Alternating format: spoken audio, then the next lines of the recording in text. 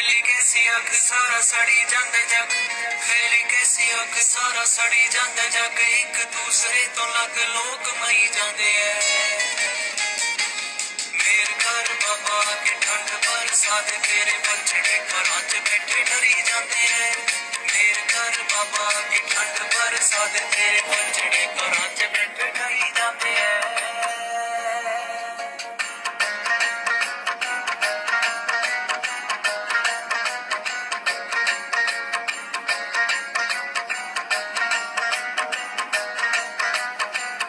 अपने ही अपना तो दूर भज रहे किहो जा वक्त बाबा पै गया वध रेहा पाप बाबा बन गया शराब बाबा मौका वेख काल भज ले गया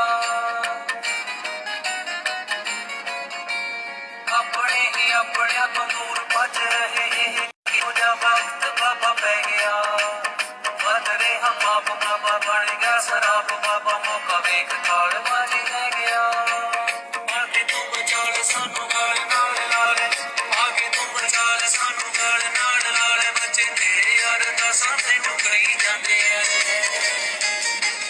मेर घर बाबा के ठंड बरसात तेरे बछड़े घरां च बैठे डरी जांदे ऐ मेर घर बाबा के ठंड बरसात तेरे बछड़े घरां च बैठे डरी जांदे ऐ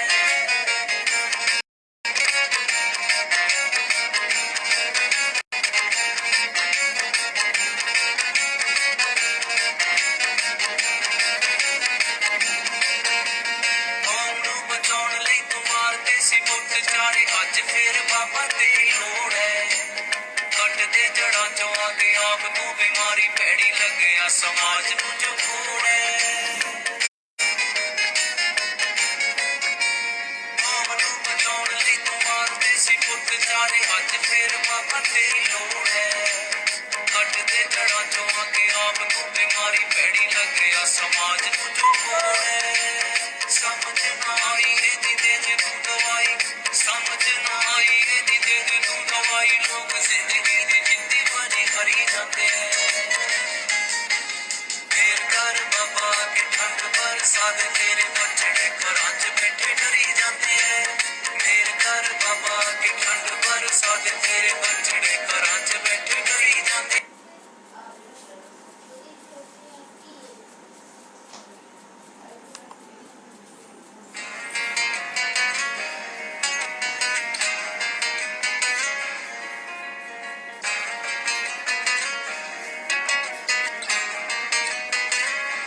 फैली कैसी अग सारा सड़ी जांदा जग फैली कैसी अग सारा सड़ी जांदा जग एक दूसरे तो लग लोग मई जांदे ऐ मेर घर बाबा के ठंड बरसात तेरे बछड़े घरां च बैठे डरी जांदे ऐ मेर घर बाबा के ठंड बरसात तेरे बछड़े घरां च बैठे डरी जांदे ऐ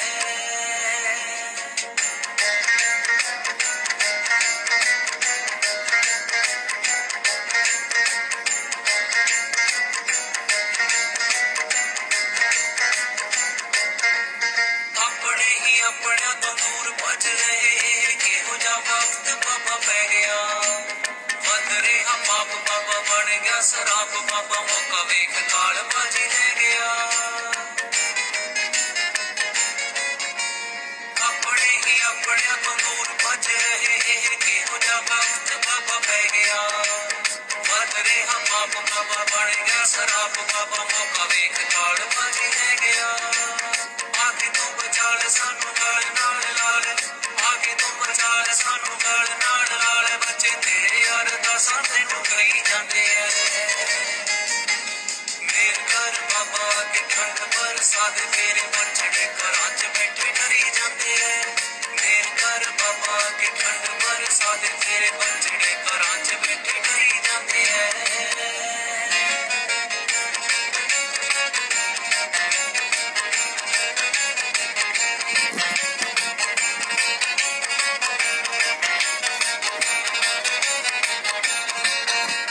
ਕੌਮ ਨੂੰ ਬਚਾਉਣ ਲਈ ਤੂੰ ਮਾਰਦੇ ਸੀ ਮੁੱਠ ਚਾਰੇ ਅੱਜ ਫੇਰ ਬਾਬਾ ਤੇਰੀ ਲੋੜ ਹੈ ਕੱਟ ਦੇ ਜੜਾਂ ਚੋਂ ਆ ਕੇ ਆਪ ਤੂੰ ਬਿਮਾਰੀ ਭੈੜੀ ਲੱਗਿਆ ਸਮਾਜ ਨੂੰ ਜੋ ਖੋੜ ਹੈ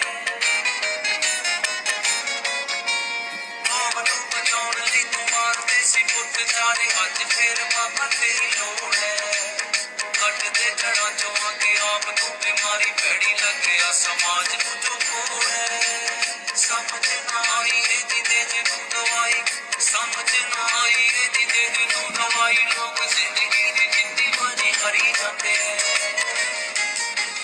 मेर घर बाबा के ठंड बरसा दे तेरे बछड़े घरां च बैठे डरी जाते हैं मेर घर बाबा के ठंड बरसा दे तेरे बछड़े घरां च बैठे डरी जाते। नमस्कार। आज मैं आपसे 14 तारीख के बाद पहली दफ़ा मिल रहा हूँ। इस समय मेरे साथ दीप सलन, वरिंदर सिंह जी, मुकेश जी, राजीव कुमार गुडवाल जी, बाबा महले जी, बलदेव बिरदी जी मेरे साथ जुड़े हुए हैं। मैं चाहूँगा कि जो आज की हम बात है उसका जो आपके ग्रुप्स हैं उसमें आप उसको शेयर करें ताकि हम आज की बात कर सकें। और जो आजकल का जो माहौल है कोरोना के बारे में और जो इस वक्त हालात सारी दुनिया के चल रहे हैं उसके बारे में विचार करें कि हमें क्या क्या एहतियात बरतने चाहिए और किस तरीके से चलना चाहिए। आज की जो स्थिति है बहुत ही चिंताजनक है। इस वक्त वर्ल्ड के अंदर बहुत ही ज़्यादा प्रकोप कोरोना का छा चुका है। दुनिया के अंदर इस वक्त तक जो कि मैं इस वक्त की पोजीशन जो कर रहा हूँ, इस वक्त 30 लाख के ऊपर जो फिगर है 30,65,812 जो कि इस वक्त की फिगर शो कर रही है, वो कोरोना से प्रभावित हो चुके हैं पूरी दुनिया के अंदर। और उसमें यूएसए जो उनसा है अव्वल नंबर पे है, जिसमें कि बहुत ज़्यादा लोग 10,10,000 से ऊपर लोग जो उनसे हैं वो कोरोना की चपेट में आए हुए हैं। ये आज का दुनिया के अंदर, विश्व के अंदर अगर इतिहास को देखा जाए तो इस तरह का कभी भी अपनी ज़िंदगी के अंदर इस तरह की चीज़ें नहीं हुई हैं। सुनने में आया था इतिहास के अंदर कि आज से करीब 100 साल पहले प्लेग आई थी, वो भी बाहर से आई थी। बाहर से आकर उसने भी इसी तरीके से अपना जाल बिछाया था पूरी दुनिया के अंदर। उसमें से बहुत से लोग जो कि उजड़ गए, कईयों के घर चले गए, कई आदमी मतलब बेसहारा हो गए। और वही बात आज जो सी है दुनिया के अंदर इस वक्त वो चल रही है। यूएसए में इस वक्त 10,10,000 से ऊपर लोग जो उनसे प्रभावित हैं और उसके बाद 2,29,422 लोग जो उनसे इस वक्त जो उनसा है वो स्पेन के अंदर हैं। इससे पहले इटली, जो पहले यूएसए के बाद इटली था, अब स्पेन जो है यूएसए के बाद है, उसके अंदर इतने लोग इस वक्त प्रभावित हो चुके हैं।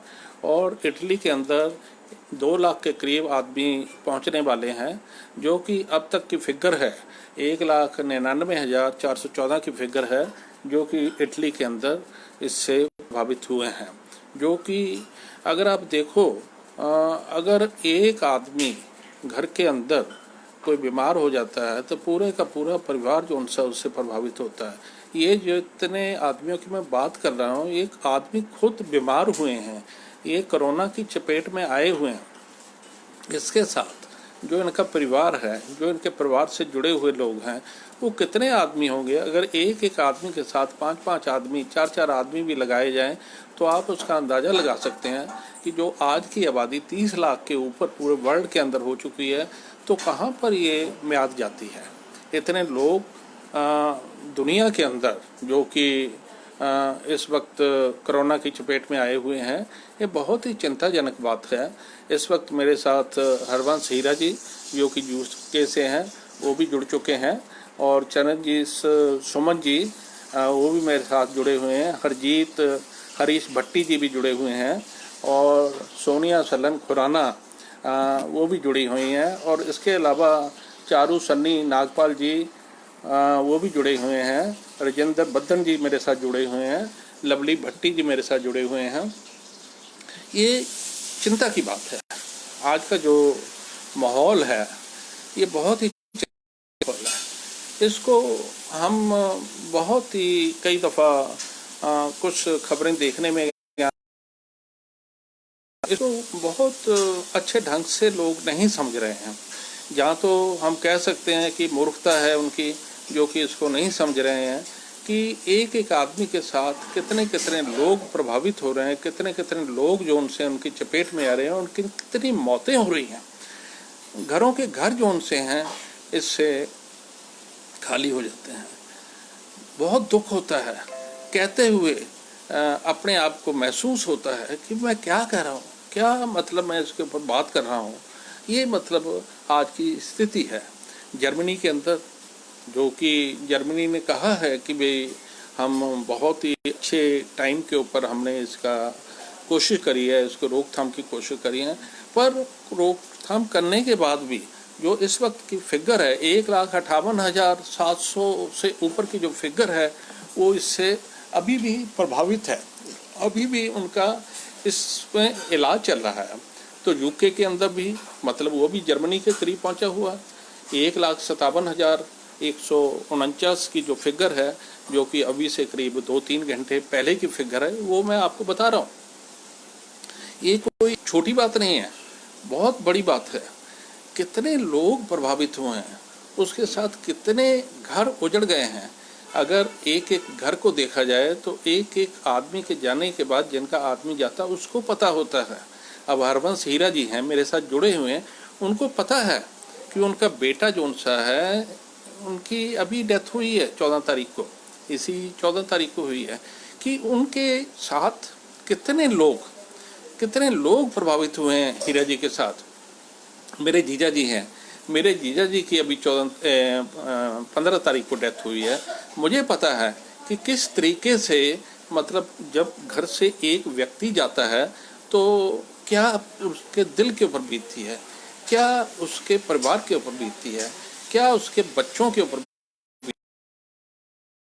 भाइयों के ऊपर बीतती है, क्या उसके मम्मी डैडी के ऊपर बीतती है। ये सोचने वाली हैं, समझने वाली हैं। तुर्की के अंदर भी इस वक्त जो है, तुर्की जो कि एक बहुत छोटा सा देश है, 1,12,000 से ऊपर की फिगर जो सी है वो तुर्की शो कर रही है कि वहाँ पर भी इतने लोग मतलब इसकी चपेट में आए हैं। अब डेथ देखो जाए, अगर डेथ को हम देखें तो बहुत ज़्यादा डेथ जो सी हैं यूएसए के अंदर इस वक्त 56,000 से ज़्यादा मौतें हो चुकी हैं। 56,000 56,000 से ज़्यादा मौतें हो चुकी हैं। एक मौत जो सी है एक परिवार के अंदर बर्दाश्त नहीं होती है। 56,000 मौतें, उनके साथ कितने लोग उनके साथ जुड़े होंगे। इसी तरीके आप देखो उसके दूसरे नंबर के ऊपर 26,900 से ऊपर 977 जो सी मौतें इटली के अंदर, अकेले इटली के अंदर हुई हैं। जहाँ तक मेरी इटली में कई दफ़ा बात हुई है, वहाँ पर मैंने बात सुनी है, उन्होंने ये कहा कि हम जिस गलियों में से जाते हैं, जिस गलियों से हम गुजरते थे, उस गलियों में कोई भी एक आदमी घर खोलने, दरवाज़ा खोलने वाला नहीं रहा। गलियां की गलियां साफ हो गई हैं। ये देखो कितना चंबा बात है। ये परमात्मा क्या कर रहा है। हम एक तरफ कहते हैं परमात्मा, एक तरफ हम कहते हैं साइंस वाले कहते हैं कि हम ऊपर हैं, परमात्मा कहते हैं हम परमात्मा को मानते नहीं हैं, पर शक्ति जरूर है। इस शक्ति के पीछे मतलब कुछ ना कुछ जरूर है, जो कि इस तरह का प्रकोप जो सा है ये बरस रहा है। स्पेन के अंदर 23,521 जो डेथ हैं वो अभी तक 2 घंटे पहले की जो फिगर है जो स्पेन के अंदर आई हुई है। फ्रांस के अंदर भी 23,200 से ज़्यादा लोग जो उनसे हैं कालग्रस्त हो चुके हैं, वो भी जा चुके हैं इस मूव। जर्मनी में जो फिगर है 6,126 के करीब की फिगर है, जो कि इस वक्त शोक है कि जर्मनी के अंदर डेथ हुई है। पर यूके के अंदर, यूके में ज़्यादातर लोग हमारे इंडिया से, पाकिस्तान से ज़्यादा तो लोग हमारे वहाँ पर हैं यूके के अंदर। यूके के बारे में भी बहुत चिंता होती है। 21,000 से ऊपर जोन सी हैं जो डेथ हैं, मौतें हैं, वो अकेले यूके के अंदर हो चुकी हैं। कितने लोग प्रभावित हैं, कितना दुख होता है ये सारी चीज़ें देखकर, सुन के। और तुर्की के अंदर इस वक्त जोन सा है 2900 के करीब वहाँ पर मौतें हो चुकी हैं। ये बहुत ही चिंताजनक बात है। हमें बहुत ही इसको ढंग से लेना चाहिए, पर हम क्या कर सकते हैं, परमात्मा मेहर करे। हम तो यही कह सकते हैं कि ये परमात्मा तू मेहर कर और हमें किसी तरीके से इस प्रकोप से बचा। पर बात बहुत चिंता की है इस वक्त। इस वक्त मैं आपको एक छोटा सा वीडियो दिखाता हूं जो कि डॉक्टर रवनीत कौर जी हैं अपने। मैं पिछली दफ़ा मैंने कोशिश करी थी कि मैं उसके बारे में मैं आपको बताऊं, मैं बता नहीं पाया था क्योंकि मेरा नेट की प्रॉब्लम चल रही थी। तो हो सकता कि आज मैं आपसे बात करा पाऊँ। आप जी सब जाणो हो, मेरा नाम डॉक्टर रवनीत कौर है। मैं सदर कैलिफोर्निया ਦੇ ਵਿੱਚ ਇੱਕ ਫੈਮਿਲੀ ਮੈਡੀਸਨ ਦੀ ਡਾਕਟਰ ਹਾਂ। ਇਸ ਟਾਈਮ ਮੈਂ ਆਪਣੇ ਆਫਿਸ, ਆਪਣੇ ਕਲੀਨਿਕ ਤੋਂ ਤੁਹਾਡੇ ਨਾਲ ਗੱਲਬਾਤ ਕਰ ਰਹੀ ਹਾਂ। ਕਾਰਨ ਇਹ ਹੈ ਕਿ ਆਪ ਜੀ ਸਭ ਜਾਣਦੇ ਹੋ ਕਿ ਕੋਰੋਨਾ ਵਾਇਰਸ ਜਾਂ ਕੋविड वायरस ਦੇ ਕਾਫੀ ਕੇसेस पॉजिटिव ਨੇ। बहुत सारे सवाल और क्वेश्चन आए ਸੀਗੇ ਕਿ ਜੇ ਮੈਨੂੰ ਕੋਰੋਨਾ ਵਾਇਰਸ ਦਾ ਟੈਸਟ ਪॉजिटिव ਆਇਆ ਹੈ ਤੇ ਹੁਣ ਮੈਂ ਕੀ ਕਰਾਂ। ਇਸ ਦੇ ਬਾਰੇ ਦੱਸਣ ਲਈ ਇਹ ਵੀਡੀਓ ਬਣਾਈ ਜਾ ਰਹੀ ਹੈ। ਸਭ ਤੋਂ ਪਹਿਲਾਂ ਜੇ ਤੁਹਾਨੂੰ ਕੋਰੋਨਾ ਵਾਇਰਸ ਦਾ ਟੈਸਟ ਪॉजिटिव ਆ ਗਿਆ ਹੈ ਜਾਂ ਤੁਹਾਡੇ ਡਾਕਟਰ ਨੇ ਤੁਹਾਨੂੰ ਕਿਹਾ ਹੈ ਕਿ ਤੁਹਾਡੇ ਸਿੰਪਟਮਸ बुखार, खांसी, इंज लगता है कि शायद ਤੁਹਾਨੂੰ ਇਹ ਵਾਇਰਸ ਹੋ ਸਕਦਾ ਹੈ। ਸਭ ਤੋਂ ਪਹਿਲਾਂ ਤੁਸੀਂ ਘਰ ਰਹਿਣਾ ਹੈ। You have to stay at home। और डरना बिल्कुल नहीं है, ये बहुत ज़रूरी गल है। मेडिकल साइंस भी काफ़ी ज़्यादा स्टडीज कर चुकी है कि ਤੁਹਾਡਾ ਜਿਹੜਾ ब्रेन है और ਤੁਹਾਡਾ ਜਿਹੜਾ बॉडी है, ब्रेन और बॉडी इकजुट हो के ये ਤੁਸੀਂ पैनिक होंदे हो, डरते हो, घबराते हो, ਤੁਹਾਡੇ ਸਰੀਰ ਵਿੱਚ ਕੁਝ पैदा होते हैं जो ਤੁਹਾਡੀ बॉडी की इम्यूनिटी का मतलब है किसी भी इन्फेक्शन को फाइट ਕਰਨ ਦੀ ਜਿਹੜੀ ਤਾਕਤ ਹੁੰਦੀ ਹੈ ਉਹ ਘਟ ਜਾਂਦੀ ਹੈ ਡਰਨ ਦੇ ਨਾਲ। ਪਰ ਜੇ ਤੁਸੀਂ ਹੌਸਲਾ ਬੁਲੰਦ ਰੱਖਦੇ ਹੋ, ਤੁਸੀਂ ਪੋਜ਼ਿਟਿਵ ਸੋਚ ਰੱਖਦੇ ਹੋ, ਤਾਂ ਇਹੋ ਜਿਹੇ ਹਾਰਮੋਨਸ ਪ੍ਰੋਡਿਊਸ ਹੁੰਦੇ ਨੇ ਜੋ ਤੁਹਾਡੀ ਛੇਤੀ ਤੋਂ ਛੇਤੀ ਰਿਕਵਰੀ ਦੇ ਵਿੱਚ ਹੈਲਪ ਕਰਦੇ ਨੇ। ਸੋ ਸਭ ਤੋਂ ਪਹਿਲਾਂ ਤੁਸੀਂ ਡਰਨਾ ਨਹੀਂ। ਜੇ ਤੁਹਾਡਾ ਟੈਸਟ ਪੋਜ਼ਿਟਿਵ ਹੈ ਤਾਂ ਕਰਨਾ ਕੀ ਹੈ, ਇਲਾਜ ਕੀ ਹੈ। इस बीमारी ਦੇ ਵਿੱਚ फ्लू की तरह ਤੁਹਾਨੂੰ बुखार होता है और बुखार काफ़ी ज़्यादा हो सकता है, 102, 103। सूखी खंघ है, कई बारी साह चढ़ना है। हॉस्पिटल ਤੁਸੀਂ सिर्फ ਤਾਂ ਹੀ जाना है ਜੇ ਤੁਹਾਨੂੰ बहुत हाई फीवर है, 104 ਤੋਂ अप फीवर है, या ਜੇ ਤੁਹਾਨੂੰ फीवर है, खंघ है, बॉडी पेन है पर ਸਾਹ नहीं चढ़ रहा ਤੇ ਤੁਸੀਂ ਘਰ ਰਹਿਣਾ है। रहना है यह जरूरी है। जे ਤੁਹਾਨੂੰ कोरोना वायरस पॉजिटिव है, ਤੁਹਾਡਾ ਟੈਸਟ पॉजिटिव है, ਤੁਹਾਨੂੰ सिम्पटम्स, ਤੁਸੀਂ ਘਰ ਦਾ ਇੱਕ ਕਮਰਾ ਲੈਣਾ ਹੈ। ਕੋਸ਼ਿਸ਼ ਕਰੋ ਕਿ ਕਮਰਾ ਥੋੜਾ ਜਿਹਾ ਮੀਡੀਅਮ ਜਾਂ ਵੱਡੇ ਸਾਈਜ਼ ਦਾ ਹੋਵੇ ਜਿਹਦੇ ਵਿੱਚ ਤੁਸੀਂ ਸੋ ਸਕੋ। ਪਰ ਰੋਸ਼ਨੀ ਚੰਗੀ ਹੈ, ਵਿੰਡੋ ਹੈ, ਖਿੜਕੀ ਹੈ ਜਿਹਦੇ ਵਿੱਚੋਂ ਬਾਹਰ ਦੀ ਧੁੱਪ ਔਰ ਲਾਈਟ ਆ ਰਹੀ ਹੈ, ਉਹ ਵੀ ਚੰਗਾ ਹੈ। ਤੇ ਬਾਥਰੂਮ ਕਮਰੇ ਦੇ ਨਾਲ ਅਗਰ ਅਟੈਚਡ ਹੈ, ਕਿਉਂਕਿ ਤੁਹਾਨੂੰ 14 ਦਿਨ 14 ਡੇਜ਼ ਲਈ ਸੈਲਫ ਕੁਆਰੰਟਾਈਨ, ਜਿਹੜੀ ਅਸੀਂ ਟਰਮ ਯੂਜ਼ ਕਰ ਰਹੇ ਹਾਂ, ਕੁਆਰੰਟਾਈਨ ਐਟ ਹੋਮ, ਮਤਲਬ ਤੁਹਾਨੂੰ ਆਪਣੇ ਘਰ ਦੇ ਅੰਦਰ ਹੀ ਰਹਿਣਾ ਹੈ, ਤੁਸੀਂ ਬਾਹਰ ਨਹੀਂ ਜਾਣਾ। ਹੁਣ ਕਈ ਲੋਕ ਬਹੁਤ ਨਿਰਾਸ਼ ਹੋ ਰਹੇ ਨੇ ਕਿ ਮੈਨੂੰ ਇਹ ਜੇਲ੍ਹ ਚ ਪਾਤਾ ਹੈ, ਮੈਨੂੰ ਇਹ ਸਜ਼ਾ ਦੇ ਦਿੱਤੀ ਹੈ। ਪਰ ਤੁਸੀਂ ਇਸ ਗੱਲ ਨੂੰ ਇਸ ਤਰ੍ਹਾਂ ਲਓ ਕਿ ਇਹ ਵਾਹਿਗੁਰੂ ਜੀ ਵੱਲੋਂ ਤੁਹਾਨੂੰ ਟਾਈਮ ਮਿਲਿਆ ਹੈ ਭਗਤੀ ਕਰਨ ਦਾ, ਪਾਠ ਕਰਨ ਦਾ। ਤੁਸੀਂ ਆਪਣੇ ਲਈ, ਹੋਰ ਜਿਹੜੇ ਇਸ ਬਿਮਾਰੀ ਦਾ ਸ਼ਿਕਾਰ ਨੇ ਉਹਨਾਂ ਲਈ ਵੀ ਅਰਦਾਸ ਕਰੋ ਅਤੇ ਜਿਹੜੇ ਸਾਰੇ ਡਾਕਟਰ, ਨਰਸਾਂ ਜੋ ਇਸ ਬਿਮਾਰੀ ਲਈ ਆਪਣਾ ਟਾਈਮ ਲਗਾ ਰਹੇ ਨੇ ਉਹਨਾਂ ਲਈ ਵੀ ਤੁਸੀਂ ਅਰਦਾਸ ਕਰੋ। ਸੋ ਇਹ ਵਾਹਿਗੁਰੂ ਵੱਲੋਂ ਤੇ ਇਸ ਲਈ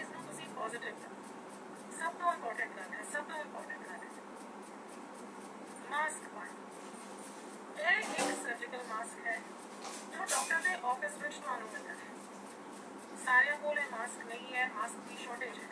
ਇਹ N95 ਮਾਸਕ ਨਹੀਂ ਹੈ, ਰੈਗੂਲਰ ਸਰਜੀਕਲ ਮਾਸਕ ਹੈ। ਜੇ ਤੁਹਾਡੇ ਕੋਲ ਹੈ ਚੰਗੀ ਗੱਲ ਹੈ, ਜੇ ਨਹੀਂ ਹੈ ਤੁਸੀਂ ਕੱਪੜੇ ਦਾ ਮਾਸਕ ਯੂਜ਼ ਕਰੋ। ਇਹ ਇੱਕ ਕਾਟਨ ਦਾ ਕੱਪੜਾ ਹੈ, ਡਬਲ ਕਰਕੇ ਲਿਖਿਆ ਗਿਆ ਹੈ, ਘਰ ਬਣਾਇਆ ਹੋਇਆ ਮਾਸਕ ਹੈ ਔਰ ਇਸ ਨੂੰ ਤੁਸੀਂ ਚੰਗੀ ਤਰੀਕੇ ਨਾਲ ਇਸ ਤਰ੍ਹਾਂ ਕਿ ਤੁਹਾਡਾ ਨੱਕ ਔਰ ਥੱਲੇ ਦਾ ਕਵਰ ਔਰ ਇਹਨੂੰ ਚੰਗੀ ਤਰੀਕੇ ਨਾਲ ਤੁਸੀਂ ਬੰਨ੍ਹਣਾ ਹੈ।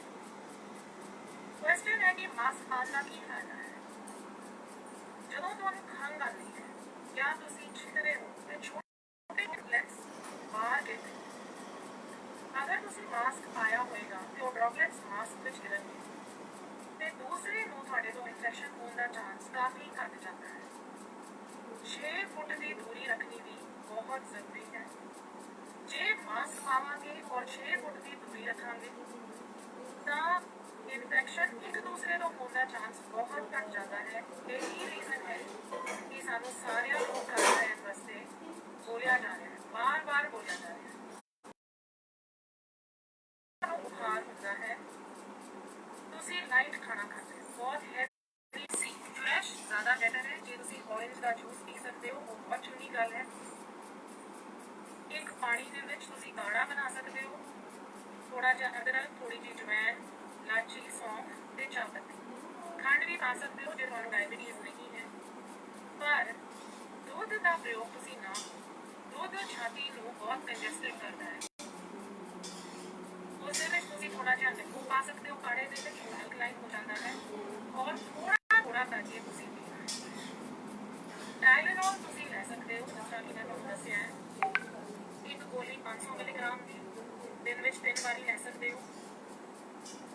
ਤੁਰਨਾ ਬਹੁਤ ਜ਼ਰੂਰੀ ਹੈ। ਰੂਮ ਦੇ ਵਿੱਚ ਥੋੜੀ ਜਿਹੀ ਵਾਕਿੰਗ ਕਰੋ, ਤੁਹਾਡਾ ਮਨ ਕਰੇਗਾ ਕਿ ਮੈਂ ਲੇਟ ਜਾਵਾਂ, ਬਹੁਤਾ ਤੁਰਾਂ ਨਾ, ਬੋਡੀ ਥੱਕੇਗੀ, ਥਕਾਵਟ ਹੋਏਗੀ, ਪਰ ਉਹਦੇ ਨਾਲ ਰਿਕਵਰੀ ਸਲੋ ਹੋ ਜਾਏਗੀ ਜੇ ਤੁਸੀਂ ਲੇਟੇ ਰਹੋ। ਲੇਟਣ ਨਾਲ ਕੀ ਹੁੰਦਾ ਹੈ, ਅਸੀਂ ਆਪਣੀ ਪਿੱਠ ਦੇ ਉੱਪਰ ਲੇਟਦੇ ਹਾਂ, ਲੰਗਸ ਪਿੱਛੇ ਨੂੰ ਆ ਜਾਂਦੇ ਨੇ, ਲੰਗਸ ਦੇ ਵਿੱਚ ਇਨਫੈਕਸ਼ਨ ਹੋਣ ਦਾ ਚਾਂਸ ਬਹੁਤ ਵੱਧ ਜਾਂਦਾ ਹੈ। ਜਾਂ ਤਾਂ ਤੁਸੀਂ ਸਿੱਧੇ ਬੈਠੇ ਰਹੋ ਔਰ ਲੰਬੇ ਸਾਹ ਅੰਦਰ ਔਰ ਬਾਹਰ, ਹਰ ਘੰਟੇ ਬਾਅਦ 4-5 ਵਾਰੀ ਤੁਸੀਂ ਲੰਬੇ ਸਾਹ ਲਓ। ਉਹਦੇ ਨਾਲ ਤੁਹਾਡੀ ਲੰਗਸ ਦੀ ਕਪੈਸਿਟੀ ਵੱਧ ਜਾਏਗੀ, ਨਿਮੋਨੀਆ ਹੋਣ ਦਾ ਚਾਂਸ ਘੱਟ ਜਾਏਗਾ। ਤੇ ਹਰ 2 ਘੰਟੇ ਬਾਅਦ ਥੋੜੀ ਜਿਹੀ ਦੇਰ ਆਪਣੇ ਰੂਮ ਵਿੱਚ ਹੀ ਤੁਰਨਾ ਬਹੁਤ ਜ਼ਰੂਰੀ ਹੈ। ਜੇ ਤੁਹਾਨੂੰ ਲੇਟਣਾ ਹੈ ਤੁਸੀਂ ਪਿੱਠ ਦੇ ਭਾਰ ਹਮੇਸ਼ਾ ਨਾ ਲੇਟੋ, ਪੇਟ ਦੇ ਭਾਰ ਵੀ ਲੇਟੋ, ਸੋ ਦੈਟ ਤੁਹਾਡੇ ਲੰਗਸ ਜਿਹੜੇ ਨੇ ਉਹ ਕ੍ਰੀਏਟਡ ਰਹਿਣ। ਨੋਰਮਲੀ ਬਹੁਤ ਹਾਈ ਫੀਵਰ ਪਹਿਲੇ ਦਿਨ 4 ਦਿਨ ਰਹਿੰਦਾ ਹੈ, ਉਸ ਤੋਂ ਬਾਅਦ ਬੁਖਾਰ ਘਟਣਾ ਸ਼ੁਰੂ ਹੋ ਜਾਂਦਾ ਹੈ। ਪਰ ਤੁਸੀਂ ਇਹ ਨਾ ਸੋਚੋ ਕਿ ਤੁਸੀਂ ਹੁਣ ਬਿਲਕੁਲ ਠੀਕ ਹੋ। ਤੁਹਾਨੂੰ ਸਾਰੇ ਪ੍ਰੀਕਾਸ਼ਨਸ 14 ਦਿਨ ਲਈ, 14 ਡੇਜ਼ ਲਈ ਲੈਣੇ ਬਹੁਤ ਜ਼ਰੂਰੀ ਹੈ।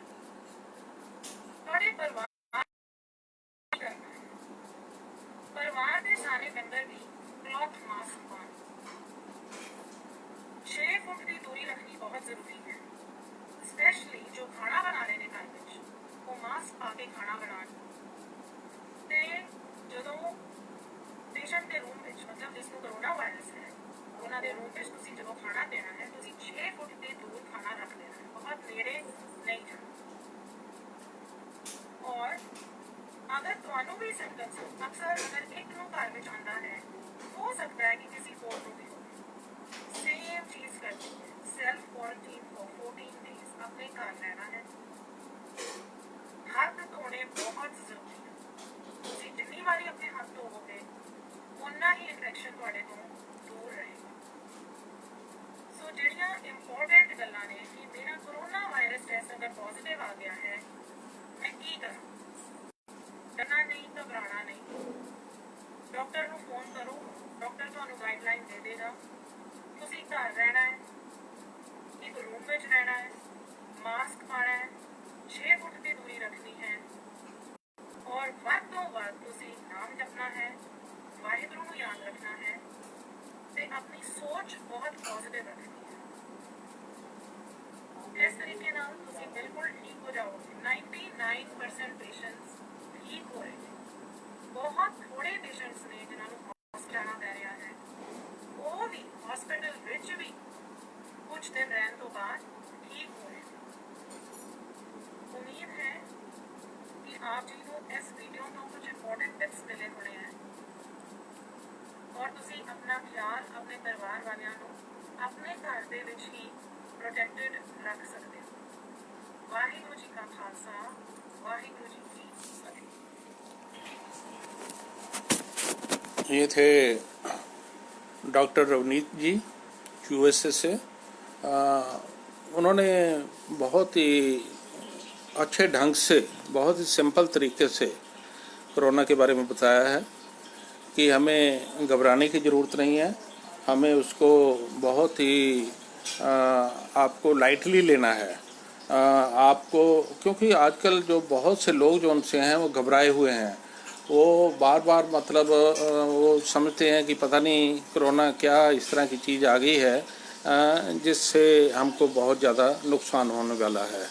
तो डॉक्टर, मैं अभी एक क्लिप और भी डॉक्टर का दिखाऊंगा कि कोरोना कैसे बढ़ता है, किस तरीके से कोरोना चलता है, उसके बारे में मैं अभी बात करूंगा।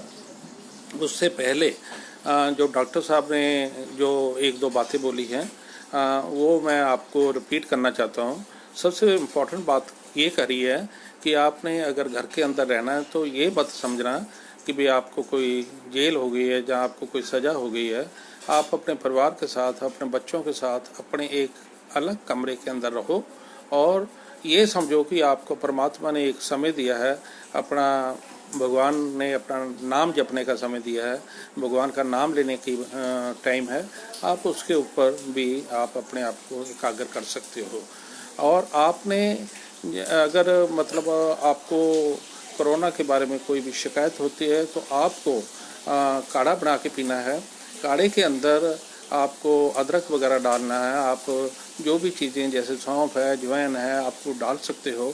और दूध नहीं डालना, दूध से परहेज करने के लिए बोला है कि दूध जो सा है वो कफ को बनाता है, इसलिए दूध को जितना भी आप दूध से बच सको दूध को अवॉइड करना है। जहाँ तक भी जो मेरे सुनने में आया है, मेरे पास वीडियो भी है, मैंने जो अपने मेरे पहले मैंने आपसे बातचीत करी थी उसके अंदर बताया था कि हमारे पास बहुत से ऐसे साधन हैं जो कि इसको बचने के लिए हैं, जो कि चाइना के अंदर उनको अपनाया जाता है। चाइना जो सा है उनके ऊपर चल रहा है कि आप दिन के अंदर आप गर्म पानी का सेवन करो। अगर आप चाय पी सकते हो तो 4 दफ़ा चाय पियो, या 4 दफ़ा कॉफ़ी पी सकते हो तो एक आधी दफ़ा कॉफ़ी पी लो। अगर आप गर्म पानी करके, गर्म पानी के अंदर लेमन को काट के उसके 3-4 टुकड़े करके उसको अच्छी तरीके से उबाल लो और उसके अंदर नमक वगैरह डालकर आप चाय की तरह अगर उस कप को पिएंगे तो उसमें भी आपको काफ़ी फ़ायदा मिलने वाला है। तो इसमें घबराने की बात बिल्कुल नहीं है। और इसकी अभी तक जो कि यूएनओ ने बोला है या दूसरी एजेंसियों ने बोला है, अभी तक इसकी कोई भी दवाई नहीं है। इसकी एक ही दवाई है कि अपने आप को बचा के रखना है, अपने आप को आइसोलेशन में रखना है, अपने आप को इसके प्रकोप से बचाने के लिए अपने आप को सोशल डिस्टेंसिंग बनानी है। जब भी आप बाहर से आते हैं तो कोई भी चीज़ लेकर आते हैं तो उस जो सामान है उसको आप अच्छी तरीके से धो लो। धोने के बाद आप उसको अपने पास रखें और अपने हाथ जो से हैं कम से कम 20 सेकंड से 25 सेकंड तक हाथ धोएं। और हाथ धोने में भी मतलब अलग से वीडियो आए हैं किस तरीके से हाथ धोने हैं, वो मैं यहाँ पर नहीं दिखाना चाहता क्योंकि 20 सेकंड आपको हर तरीके से जैसे भी आप हाथ धो सकते हैं, हर एक उंगली को अपने कोहनी तक हो सके तो उसको धोने की कोशिश करो। जो डॉक्टर्स आते हैं, जो बाहर से आते हैं, जो कि पैरामेडिकल स्टाफ है, अगर वो ड्यूटी करता है तो वो कोशिश करते हैं कि जो जूते हैं अपने जूते भी घर के अंदर नहीं लेके जाते, क्योंकि हो सकता है कि सड़क के ऊपर अगर किसी ने स्पुटम वगैरह, थूका वगैरह है, या वहाँ पर कोई ना कोई उसका कोई कण वगैरह रह गया है, आपके जूतों के साथ लग के आपके घर के अंदर आ जाता है तो वो भी आपको नुकसान पहुँचा सकता है। कोशिश आपने करनी है कि जो भी आप जितनी चीज़ पहनी है उसको घर के बाहर खोलो और उससे भी अपने आप को एहतियात बरतो और उसके ऊपर भी आपको चलना है। तो ये छोटी छोटी चीज़ें, अगर आप ये छोटी छोटी चीज़ें आप करते हो तो उसमें आपको काफ़ी फ़ायदा होने वाला है। दवाई कोई है नहीं, सिर्फ इसकी एक ही दवाई है कि आपने अपने आप को बचाना है। अपने आप को किस तरीके से बचाना है वो बार बार डॉक्टर साहब ने बताया है। इस वक्त मेरे साथ जो चरणजीत सुमन जी भी जुड़े हुए हैं, अपने हरबंस सीरा जी यूके से वो भी जुड़े हुए हैं, मोहम्मद रफ़ी अत्ता वो भी मेरे साथ हैं, रीना जी कांशी रेडियो जो कि कांशी रेडियो के ऑनर हैं, वो भी मेरे साथ जुड़े हुए हैं, संतोष सिंह दुग्गल जी भी मेरे साथ जुड़े हुए हैं। मैं आप बहुत शुक्रिया करता हूं कि आप देख रहे हैं और हम इसके ऊपर डिस्कशन कर रहे हैं। मैं चाहूँगा कि अगर आप अपने ग्रुप के अंदर इसको शेयर करें तो मुझे और भी ज़्यादा खुशी मिलेगी, क्योंकि हमारा जो मेन मकसद है, हमारा जो मेन मतलब है ये वीडियो करने का, सिर्फ बात करने का, सिर्फ यही है कि हमारे जो लोग हैं, हमारे जो भारतवर्ष के लोग हैं, जहाँ बाहर के लोग हैं, उनको ये पता लग सके कि ये कोरोना कोई आप इससे घबराने की ज़रूरत नहीं है। कई लोग हमारे जो गांव के अंदर रहते हैं उनके पास तो बड़े डर जाते हैं। तो मैंने पहले पंजाब गवर्नमेंट से भी अपील करी थी कि भी आप हो सके तो कोई इस तरह का इंतज़ाम करें कि घर घर तक उनको अपने डॉक्टर मुहैया कराएं। उसके बारे में मैंने पहले बताया था और उसके ऊपर काफ़ी हमें कामयाबी भी मिली है। और जो पंजाब है, पंजाब क्योंकि मेरा जो संबंध है पंजाब से है, पंजाब में काफ़ी एहतियात वगैरह बरती गई है, अपने सरकार की तरफ से काफ़ी कदम उठाए गए हैं, कर्फ्यू लगाया गया है और कई लोगों ने ये बातें बोली थी कि दिक्कतों का सामना करना पड़ता है। तो देखो, जब आपने किसी इस तरह की चीज़ से जिसके बारे में आज तक इतिहास के अंदर कोई चीज़ के बारे में पता नहीं लगा है और एक ही चीज़ पता लगा है कि उसकी कोई मेडिसिन नहीं है, उसकी कोई दवाई नहीं है, अगर आपने बचना है तो कैसे बचना है, तो सरकार अपनी तरफ से कोशिश करती है कि भी किसी तरीके से हम उनको लोगों को घरों के अंदर रखें। और लोग जो घरों के अंदर रहने के भी आदी नहीं है, वो नहीं चाहते कि अपने घरों के अंदर रहें, उनको आदत पड़ी हुई है अपने घरों से बाहर निकलने की, तो वो घरों से बाहर निकलना चाहते हैं और सरकार उसको रोकना चाहती है।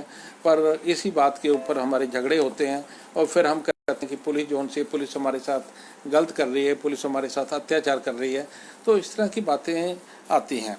तो हमें इन चीज़ों को ध्यान से देखना पड़ेगा। और इस वक्त मैं आपसे बात करूंगा जो कि बहुत इम्पोर्टेंट बात है, जो कि बहुत ही इंडिया के बारे में मैं बात करना चाहता हूं कि इंडिया के अंदर इसके बारे में हमें किस तरह की सावधानियां बरतनी हैं, क्या हमें करना चाहिए, तो उसके ऊपर अभी हम विचार करते हैं। तो सबसे इम्पोर्टेंट बात जो सा इंडिया के अंदर आ रहा है कि भाई जो धारावी है, धारावी एक जगह है मुंबई के अंदर, मुंबई के पास, जो कि बहुत पुरानी कॉलोनी है। आज से करीब 150 साल पहले ये कॉलोनी आई थी, उसके बारे में बात करेंगे। और उससे पहले मैं आपको एक वीडियो दिखाता हूँ। अहम जानकारी दी गई है। ये वायरस श्वास नली में जाकर म्यूकस की लेयर बना लेता है जो सॉलिड हो जाती है और श्वास नली बंद हो जाती है। इलाज के लिए डॉक्टर्स इस नली को खोलने की कोशिश करते हैं और दवाई देते हैं। हालांकि इसमें कई दिन लगते हैं और पेशेंट क्रिटिकल हो जाता है। इससे बचने के उपाय जो अभी आप कर सकते हैं, नंबर 1, गर्म पेय पदार्थ। अगर इस कफ को गले में ही बेअसर कर दिया जाए तो इसे फेफड़ों में जाने से रोका जा सकता है। इसके लिए आपको गर्म पेय पदार्थों का सेवन बढ़ा देना चाहिए। इसके लिए आप गर्म चाय, कॉफी, गर्म पानी, हल्दी के साथ गर्म पानी आदि का भरपूर सेवन कर सकते हैं। इससे गले में जमा कफ पिघल कर पेट में चला जाएगा। पेट में गैस्ट्रिक जूसेस होते हैं जो उस कफ को बेअसर कर देते हैं। नंबर 2, हर दिन एंटीसेप्टिक जैसे कि विनेगर या लेमन का साल्ट या गर्म पानी से गरारे करें। नंबर 3, वायरस बालों और कपड़ों में चिपक जाता है। किसी भी साबुन या डिटर्जेंट से वो मर जाता है, इसलिए बाहर से घर आते ही सबसे पहले बिना कहीं बैठे सीधे बाथरूम जाकर नहा लें। अगर कपड़े धो नहीं सकते तो तुरंत कपड़ों को धूप में रख देना चाहिए या फिर आप इसे डेटॉल या डिटर्जेंट में पानी में भिगोकर रख सकते हैं। नंबर 4, मेटालिक जगहों पर वायरस 9 दिन तक रहता है, इसलिए ऐसी कोई चीज हो तो इसे जरूर साफ करें। सीढ़ियों की रेलिंग, डोर हैंडल्स आदि को छूने से बचें और घर साफ करते रहें। नंबर 5, सिगरेट ना पिए। नंबर 6, हर 20 मिनट में 20 सेकंड के लिए किसी भी झाग वाले साबुन से अच्छे से हाथ धोएं। नंबर 7, सब्जियां और फल खाएं। जिंक और विटामिन सी दोनों को बढ़ाने की कोशिश करें। नंबर 8, जानवरों से इंसानों को नहीं हो सकता, ये इंसानों से इंसानों को होता है, इसलिए जब भी किसी से मिलें दूर से ही बात करें। अगर कोई व्यक्ति संक्रमित नजर आता है तो उससे दूरी बनाए रखें और अपने मुंह पर मास्क लगाएं। जब भी बाहर से घर आएं, अपने हाथों को तुरंत साबुन से साफ करें। नंबर 9, एहतियात बरतने की बात आपको वायरल फीवर या नॉर्मल कोल्ड या फ्लू ना हो पाए, क्योंकि इससे इम्यूनिटी सिस्टम यानी रोग से लड़ने की शरीर की क्षमता कमजोर हो जाती है। ठंडा पानी या ठंडे पेय ना पिए, क्योंकि आजकल जो मौसम चल रहा है उसके हिसाब से आपको कोई भी नॉर्मल फ्लू हो सकता है, जो आपकी इम्यूनिटी सिस्टम को डैमेज कर सकता है और आपको कमजोर बना सकता है। नंबर 10, अगर आपको इन दिनों कभी भी गला खराब, खांसी या खराश लगे तो ऊपर बताए गए सुझावों का तुरंत प्रयोग करें।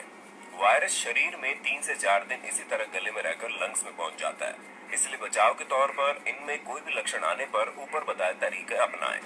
वैज्ञानिकों ने पाया है कि कोरोना वायरस सबसे पहले गले में जाता है, वहाँ वायरस को बढ़ाता है। वायरस की संख्या बढ़ने से गले और छाती में मोटा कफ जमने लगता है, जिसकी वजह से सांस के जितने भी रास्ते हैं वो बंद हो जाते हैं, जिस वजह से ऑक्सीजन अंदर नहीं पहुंच पाती है। ये मोटा कफ 3 दिनों तक गले में रहता है और इसके फेफड़ों में पहुंचने से परेशानियां शुरू हो जाती है। बाद में शरीर के अंगों, खासकर फेफड़ों पर अटैक करता है। ये किडनी, लीवर और फेफड़ों को डैमेज कर सकता है।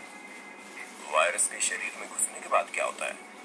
जैसे ही वायरस के ये कण बढ़ने लगते हैं तो ये बाहर निकलते हैं और ये गले के आसपास की कोशिकाओं को संक्रमित करते हैं। ऐसा होने से अक्सर गले में खराश और गले में सूखी खांसी शुरू हो जाती है।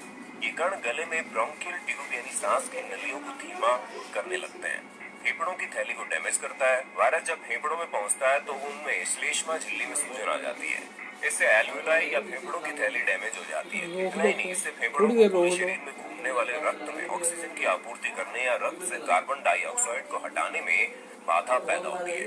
अगर यहाँ सूजन आती है तो ये ऑक्सीजन को झिल्ली में तैरने के लिए और अधिक कठिन बना देता है। अपना ध्यान रखें और ये मैसेज अपने दोस्तों के साथ शेयर जरूर करें और जब तक जरूरी ना हो घर से बाहर ना निकलें। स्वास्थ्य मंत्रालय द्वारा जारी किए गए निर्देशों का पूर्णतः पालन करें। अपने और अपने परिवार की सुरक्षा के लिए जिम्मेदार बने। कोरोना अपडेट के लिए चैनल को सब्सक्राइब कर लो और हाँ, बेल आइकन को दबा देना। धन्यवाद। अभी आपने जो वीडियो देखा है, जो क्लिपिंग सुनी है, उसमें एक चीज़ जो कि बहुत ही इम्पोर्टेंट आई है, बहुत ही महत्वपूर्ण है। जितने भी हम वीडियो देखते हैं, जितनी भी हम बातें करते हैं, उसमें एक ही चीज़ आती है, एक चीज़ ज़्यादातर आती है कि आपने जो वायरस है, जो कोरोना वायरस जिसे कहते हैं, वो गले में 2 दिन तक रहता है। ये स्टडी में भी आया है, पढ़ने में भी आया है। 2 दिन तक गले में रहने के बाद ही ये लंग्स में जाता है। तो सबसे इम्पोर्टेंट, अब जब आपको गले में थोड़ी सी भी खराश होती है तो आप अगर कोई गर्म पानी पिएं, गर्म सूप पिएं, चाय पिएं, जहाँ जैसे लेमन के बारे में बोला गया है, अगर वो गर्म पिएं तो वो गले से उतर के पेट के अंदर चले जाएगा और वो आपको नुकसान नहीं पहुँचाएगा। ये ध्यान रखने वाली बात है कि आपको जब भी कोई भी खराश होती है गले के अंदर तो आपने चाय वगैरह ज़रूर पीनी है। और बार बार बोला गया है कि दिन में अगर आप 4 दफ़ा गर्म पानी का सेवन करते हैं, जहाँ चाय पीते हैं, जहाँ सूप पीते हैं, तो ज़रूर ये कोरोना वायरस जो सा है ये आप तक पहुँच नहीं कर सकता है। इसलिए आपको ये ध्यान रखने की चीज़ें हैं, ध्यान रखने की बातें हैं कि आप अपने आपको ध्यान रखें कि भी इसको कैसे भी बचा जाए। अब मैं जो बात करना चाहता था, अब हमने बात करी है, मेरे साथ सुरेंद्रपाल जी सिंह जी भी इस वक्त जुड़ चुके हैं। तो अब हम बात करेंगे कि भाई महाराष्ट्र की। महाराष्ट्र जौन सा है इस वक्त बहुत ही इंडिया के अंदर जौन सा बहुत ही ज़्यादा, जिस तरह चाइना के अंदर वुहान वाली पोजीशन है, वो पोजीशन कहीं महाराष्ट्र में ना हो जाए, उसके ऊपर बहुत ही ज़्यादा चिंता की बात है इस वक्त। तो हम थोड़ी सी बात हम उसके बारे में बात करते हैं, विचार करते हैं कि क्यों इस तरह वहाँ पर ये क्यों हो रहा है, क्या बात है धारावी के अंदर। मैं आपको बताना चाहता हूँ कि भी धारावी जोन सा है उसका जो एरिया है, एरिया छोटा सा एरिया है, पर उसके अंदर जो लोग रहते हैं लोग बहुत ज़्यादा हैं। तो जो कि पूरे मुंबई की पॉपुलेशन जोन सी है 2 करोड़ के करीब वहाँ की पॉपुलेशन है। और धारावी जोन सी है वो करीब जो इंडस्ट्री है, इंडस्ट्री में 80% जो इंडस्ट्री है धारावी के अंदर मुंबई की सारी है। और जितने भी मजदूर तबका है वहाँ पर वो रहते हैं। और धारावी जोन सी है वो एक क्लस्टर है जहाँ पर जितने भी मजदूर लोग रहते हैं। ये 12.5 एकड़ के अंदर ये एक बसी हुई जगह, 12.5 एकड़ के अंदर मतलब इतनी वहाँ पर पॉपुलेशन है, झुग्गियाँ हैं कि 6 से 10 लाख के करीब वहाँ पर लोग जो उनसे हैं वहाँ पर रहते हैं। क्योंकि इंडस्ट्री सारी 80% इंडस्ट्री वहाँ पर है। और सबसे जो मेन प्रॉब्लम वहाँ पर जो आ रही है, छोटे छोटे घर है, एक एक घर के अंदर 4-4, 5-5 आदमी रहते हैं। तो अगर कहें सोशल डिस्टेंसिंग वाली बात है, सोशल डिस्टेंसिंग वहाँ पर नहीं हो सकती। आप कितनी भी कोशिश कर लो, कोई भी बात कर लो, एक जो इतना पॉपुलेटेड एरिया है, एक क्लस्टर है जिसके अंदर बहुत ही ज़्यादा लोग रहते हैं, उसके ऊपर सोशल डिस्टेंसिंग बनाना एक बहुत ही बड़ा भारतवर्ष का क्या बहुत ही चिंताजनक इस वक्त की बात है। तो वहाँ पर जो सबसे मेन प्रॉब्लम है, 80% जोन सी हैं उनके पास घरों के अंदर टॉयलेट्स नहीं हैं।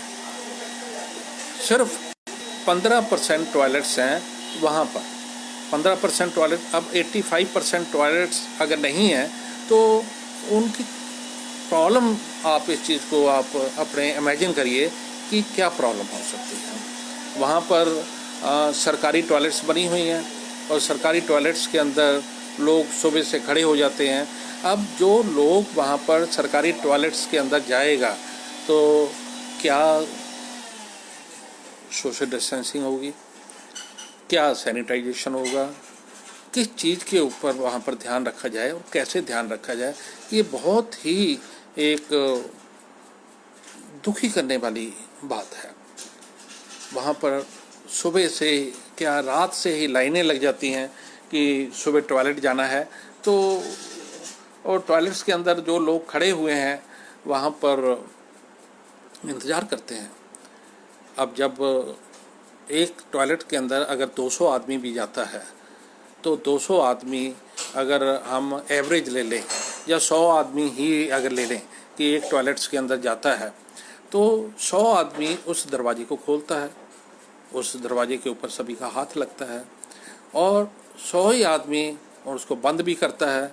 और वहाँ पर शुक्र की बात यह है कि वहाँ पर जो टॉयलेट्स हैं वेस्टर्न टॉयलेट्स नहीं हैं, इंडियन टॉयलेट्स हैं। अगर वेस्टर्न टॉयलेट्स हो तो फिर तो बहुत ही नुकसानदायक हो सकता है। वहाँ से बहुत ही इस तरह की सैनिटाइजेशन वाली प्रॉब्लम जो उनसी है हो ही नहीं सकती और हर एक आदमी जो सा वहाँ पर इस के प्रकोप में आ सकता है। तो ये बहुत ही चिंता की बात है। हम भारतवर्ष में इस वक्त जो सा है महाराष्ट्र में काफ़ी तादाद जो सी है हमारे पास पहुंची हुई है कि भाई इससे लोग हो रहे हैं। इंडिया के अंदर अगर देखा जाए तो महाराष्ट्र ही एक ऐसी जगह है जहां पर कि सबसे ज़्यादा लोग हैं और गवर्नमेंट हर तरीके से कोशिश कर रही है कि उनको वहां से बचाया जा सके। वहां से उनको किस तरीके से बचाना है उसके ऊपर विचार विमर्श चल रहा है। तो इस वक्त अगर हम देखें सिर्फ महाराष्ट्र के अंदर मैं अभी आपको फिगर बताता हूँ, मेरे पास फिगर होनी चाहिए। मैं बताता हूँ कि महाराष्ट्र के अंदर हमारी क्या पोजीशन है। और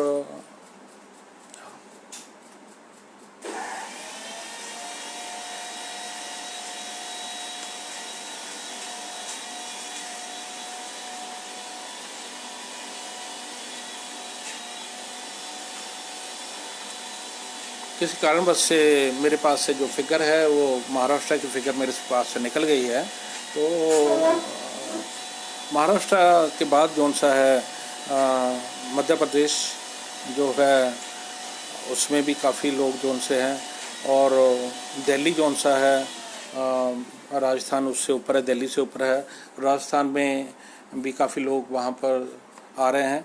और दिल्ली के अंदर इस वक्त जो उनसे आज की जो फिगर है 3100 से ऊपर की फिगर है, जो कि इसमें कोरोना के संक्रमित हो चुकी है। तो बहुत ही ध्यान की बात है, हमें दिल्ली के बारे में बहुत सोचना है। पर दिल्ली अपनी तरफ से पूरी कोशिश कर रही है। जहाँ पर जो प्रॉब्लम दिल्ली की जो आई थी, ये प्रॉब्लम दिल्ली की नहीं आनी थी। ये प्रॉब्लम आने का कारण जो सा है, सिर्फ एक ही कारण है, बहुत ही अच्छा जहाँ पर इंतज़ाम किया गया था, बहुत अच्छे ढंग से सब कुछ किया गया था। जो मरकज़ प्रॉब्लम है, जो जहाँ पर बाहर से जो लोग आए थे, उन्होंने जहाँ पर निजामुद्दीन के अंदर जो कॉन्फ्रेंस करी थी, तो वहाँ पर काफ़ी लोग जो उनसे हैं वहाँ पर कोरोना के शिकार हुए। और जब मीटिंग वहाँ पर ख़त्म हुई, मीटिंग ख़त्म होने से पहले कुछ लोग जो उनसे हैं, जितनी भी मस्जिदें थी इंडिया के अंदर, वो वहाँ पर चले गए। वहाँ पर जाने के बाद वो दूसरे लोगों के संपर्क में आए और उनके बारे में गवर्नमेंट ने अपनी तरफ से बहुत कोशिश करी। जितने भी लोग वहाँ पर पकड़े गए थे, जिनको हॉस्पिटल के अंदर भेजा गया था, और उनके मोबाइल की ट्रैकिंग करने के बाद जितने भी आदमियों से उनके कॉन्टैक्ट बने थे, सरकार ने हर तरीके से कोशिश करी थी कि भी इनको क्वारंटाइन किया जाए। उनको क्वारंटाइन किया भी गया था। और इसीलिए दिल्ली की जो स्थिति हुई थी, जो पंजाब है, पंजाब की जो पोजीशन है और बहुत ही सेफ साइड है। हम पंजाब के बारे में ज़्यादातर बात करते हैं। सिर्फ 313 के जोन से हैं अभी तक पंजाब के जो शो हो रहे हैं, जो कि कहाँ 313 और कहाँ दिल्ली के 3000 से ऊपर के केस हैं। आप इस चीज़ से अंदाज़ा लगा सकें। इस वक्त हमें पंजाब के ऊपर बात करने की कोई ज़रूरत नहीं है। हमें अगर बात करनी है तो महाराष्ट्र के बारे में बात करनी है, हमें आंध्रा के बारे में बात करनी है, हमें मध्य प्रदेश के बारे में बात करनी है कि वहाँ पर किस तरीके से इसको रोका जा सके, किस तरीके से हम इसके ऊपर काम कर पाएँ। तो सरकार अपनी तरफ से पूरी कोशिश भी कर रही है। और जितनी सरकारें, अपने राज्य सरकारें हैं और भारत की जो सरकार है, आपस में तालमेल भी बना के रखती है। अब बहुत दिन आज हो चुके हैं लॉकडाउन के अंदर। अब इतने आदमी उतावले हो चुके हैं, उतावले भी क्या हो चुके हैं, ये बिल्कुल सच्ची बात है कि हमारा जो आर्थिक संकट जो है भारतवर्ष के ऊपर बहुत ज़बरदस्त पड़ चुका है। पर हर एक आदमी को कुछ ना कुछ चाहिए। हर एक आदमी को अपने घर को चलाने के लिए, अपने बच्चों को खाने के लिए हर एक चीज़ की ज़रूरत है। इसलिए कुछ ना कुछ रियायतें दी गई हैं। आज से कुछ रियायतें दिल्ली के अंदर भी दी गई हैं, जिसके अंदर प्लम्बर्स वगैरह की दुकानें हैं, जो इलेक्ट्रीशियन हैं उनकी दुकानें हैं, उसको अलाउ किया गया है कि वो अपनी खोल सकते हैं। किराने की दुकानें अपनी खोल सकते हैं। तो इस वक्त मेरे साथ अमरजीत गुरु जी भी यूके से मेरे साथ जुड़े हुए हैं, रेशम सिंह जी भी जुड़े हुए हैं, नरेश कुमार जी वो भी मेरे साथ जुड़े हुए हैं, हरीश ढांडा जी मेरे साथ जुड़े हुए हैं। तो कृपया आप मुझे पता है कि आप जितने भी सज्जन हैं काफ़ी दानी सज्जन, जो समाज के बारे में काफ़ी चिंतित रहते हैं, मुझे पता है। मैं ज़्यादातर लोगों को यहाँ पर जानता हूँ। मेन हमारा मकसद है कि हमने अपने आप को कैसे बचाना है। अगर हम अपने आप को बचा सकते हैं तो हम अपने परिवार को बचा सकते हैं। अगर हमारा परिवार बच जाता है, अगर यही सोच के हम चलें तो हम सारे समाज को बचा सकते हैं। पर हमारे जो गांव के अंदर जो लोग हैं उनको इस चीज़ के बारे में कम ही इल्म होता है, उनको जानकारी उतनी उपलब्ध नहीं होती है। पर ये हम गांव की बात नहीं करते, हम दिल्ली के बारे में बात करें, मेट्रो सिटी के बारे में बात करें, शहरों के बारे में बात करें, वहाँ पर भी कुछ मूर्ख लोग होते हैं जो कि इन चीज़ों को मानने से इनकार कर देते हैं। तो उनको इस चीज़ के बारे में पता नहीं लगता कि भी ये जो समय है किस तरह का समय आ रहा है। आप जैसे मैंने अभी स्थिति बताई है, यूएसए की स्थिति है, इटली है, यूके है, स्पेन है, फ्रांस है, तो क्या पोजीशन है, क्या वहाँ पर पोजीशन इस वक्त चल रही है। तो हमें उसकी जो स्थिति है उससे हमें सबक लेना चाहिए। और जो आज की जो स्थिति है जो इंडिया के अंदर भारतवर्ष में है, अभी जोन से हैं केसेस जोन से हैं पहले से कुछ ज़्यादा इस वक्त बढ़ रहे हैं। तो हमें इस बात की चिंता है, इस बात के ऊपर हमें लेना है। इस वक्त जो पैरामेडिकल स्टाफ है, पैरामेडिकल स्टाफ हमारा जिसको कि हम फ्रंट लाइन पैरामेडिकल स्टाफ कहते हैं, हमारे साथ में लगा हुआ है और हमारी हर तरह से भरपूर कोशिश करता है। अगर दिल्ली में भी देखा जाए, दिल्ली में 223 आदमी पैरामेडिकल स्टाफ के जोन से हैं जो कि हॉस्पिटल्स के अंदर काम करते हैं, जिस हैं नर्सेज हैं, वो बाकी वहाँ का स्टाफ है, वो कोरोना के शिकार हुए हैं। दिल्ली के अंदर 223 के करीब आदमी जो कि आज की जो रिपोर्ट है, आज की जो फिगर है उसमें आए हैं, जिसमें जो मेरे पास फिगर है इस वक्त बाबू जगजीवन राम हॉस्पिटल में से 65 जो वहाँ के पैरामेडिकल स्टाफ के हैं, और मैक्स हॉस्पिटल से भी काफ़ी लोग हैं, 33 के करीब हैं। बाबा साहेब अम्बेडकर हॉस्पिटल है, दिल्ली सेंट्रल कैंसर इंस्टीट्यूट है, वहाँ से भी कुछ लोग हैं। इस तरीके से 223 के करीब जो उनका स्टाफ है वो इस वक्त कोरोना के शिकार हुए हैं और उनको क्वारंटाइन किया गया है। हमें इस चीज़ का ध्यान रखना चाहिए कि हम घर के अंदर हैं। हम घर के अंदर रहने से जो सरकार कहती है, बार बार कहती है कि आप घर के अंदर रहो, हम घर से बाहर निकलते हैं, हम घर से बाहर जाने की कोशिश करते हैं। आप उन लोगों को देखो जो हॉस्पिटल्स के अंदर हैं, जो पुलिस वाला स्टाफ है, जो सिक्योरिटी स्टाफ है, जो हमारी मदद करता है, हमें घर के अंदर रखने के लिए कि ये सेफ रहें, ये कोशिश कर रहा है। हम उसके बारे में नहीं सोचते।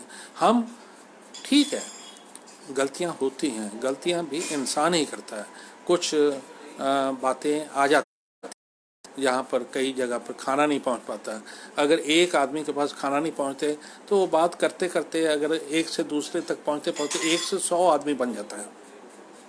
अभी रेडियो पे मेरी बात हो रही थी यूके के अंदर, कांशी रेडियो पे जो मेरे पास रिपोर्ट आई थी, जो मेरी कांशी रेडियो से मेरी जो बात हुई थी, उसमें ये बात कही गई थी कि कुछ गांव के अंदर अगर 100 आदमी गरीब हैं तो खाना 20 आदमियों तक पहुंच पाता है। मैं इस चीज़ से इत्तेफाक नहीं रखता, ये बिल्कुल गलत बात है। जैसे बात बोली है कि हर एक जो वहाँ का मोहतवार आदमी है, जो वहाँ का सरपंच है, वहाँ के जोन से आदमी हमारे पास इस वक्त हैं, उनको ये बोला गया है कि आप हमें एक लिस्ट प्रोवाइड करें, जितने आदमियों की लिस्ट होगी उतने आदमियों को खाना मिलेगा, उतने आदमियों को सहायता मिलेगी। तो ये कैसे इतने आदमियों को खाना नहीं पहुँच पा रहा? तो इसके बारे में मैंने उनको कांशी रेडियो के माध्यम से मैंने पंजाब में और जितने भी हमारे लोग रहते हैं, तो मैंने उनको कहा था कि अगर इस तरह की कोई बात है तो आप कांशी रेडियो के थ्रू मतलब बताएं, हमें बताएं। हम कोशिश करेंगे कि भाई जो अथॉरिटी है हम उस अथॉरिटी को हम बता सकें। पुलिस के लोग हैं, जो मेरे पास जो वीडियो आते हैं, जो मेरे पास बातें आती हैं, मेरे पास तो ये बात खाना जो कि जहाँ तक किसी की पहुंच नहीं है वहाँ पर भी पुलिस के लोग अपनी गाड़ियों के अंदर लेके खाना पहुंचाते हैं, वहाँ पर खाना पहुंचता है। फिर ये कैसे कहा जाता है कि खाना नहीं पहुंचता? फिर भी मैंने कांशी रेडियो के थ्रू